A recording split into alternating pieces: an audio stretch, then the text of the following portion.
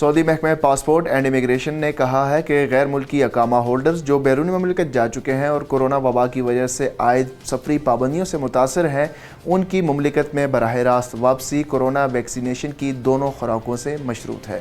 جوازات کا مزید کہنا تھا کہ یہ ویکسینیشن کے حوالے سے بھی لازمی ہے کہ ان مسافروں نے مملکت سے روانگی سے قبل ہی کورونا ویکسینیشن کی دونوں خوراکیں حاصل کی ہوئی ہوں اور توکلنا ایپ پر ان کا سٹیٹس بھی محسن کا ہو۔ ایسے افراد ان ممالک سے براہ راست مملکت آ سکتے ہیں جن پر سفری پابندی کا اصول لاگو ہوتا ہے۔ سعودی شہری نے بیرون مملکت سفر کے حوالے سے جوازات سے دریافت کیا تھا کہ کورونا کا شکار ہوئے 7 ماہ سے کم عرصہ ہوا ہے، ویکسین کی ایک ہی خوراک لی ہے، اب بیرون ملک سفر پر جانا ہے، کیا دوسری خوراک بھی لینا ضروری ہے؟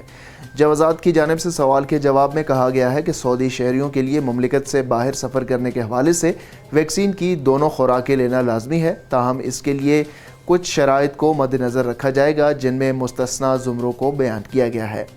مکمل ویکسینیشن کے لیے وزارت کی جانب سے جنہیں مستثنیٰ قرار دیا گیا ہے ان میں 12 برس سے کم عمر بچوں کے علاوہ کورونا سے صحت یاب ہونے والے ایسے افراد شامل ہیں جنہیں شفا یاب ہوئے 6 ماہ سے کم کا عرصہ گزرا ہے۔